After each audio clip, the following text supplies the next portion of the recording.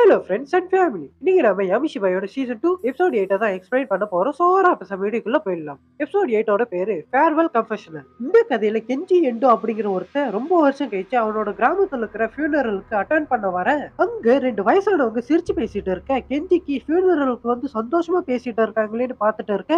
அப்ப கெஞ்சியோட அம்மா நீங்க வந்ததுக்கு நன்றின்னு அவன்கிட்ட சொல்ல கெஞ்சி அவன் அம்மா கிட்ட உங்களோட இழப்புக்கு என்ன மன்னிச்சிடுங்கன்னு இவன் அவங்க கிட்ட சொல்ல அதுக்கு கெஞ்சியோட அம்மா இதுக்கெல்லாம் நீ ஏன் மன்னிப்பு கேட்கிற, நான் உன்னை கடைசியா பார்த்ததை விட நீ இப்ப நல்லா வளர்ந்துருக்கன்னு அவங்க கிட்ட சொல்றாங்க. அதுக்கப்புறம் ஃபியூனரல் ஆரம்பிக்குது. அங்க போய் கெஞ்சி உட்கார அந்த இடத்துல எந்த பிரீஸ்டும் இல்ல.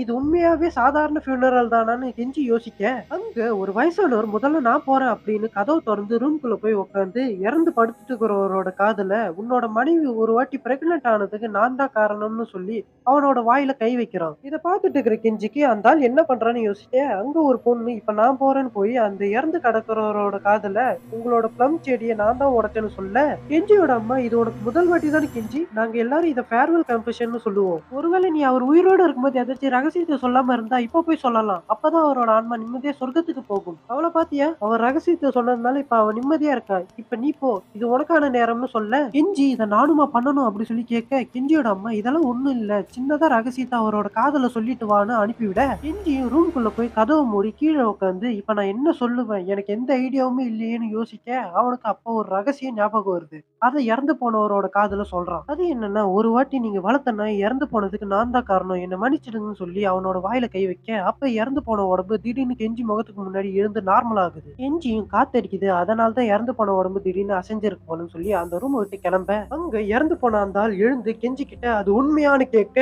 இதோட இந்த எபிசோட் முடியுது. சோ இந்த எபிசோட் உங்களுக்கு எப்படி இருந்ததுங்கிறத மறக்காம கமெண்ட்ல சொல்லுங்க. அடுத்த ஒரு வீடியோல வந்து உங்களை நான் சந்திக்கிறேன். பாய்.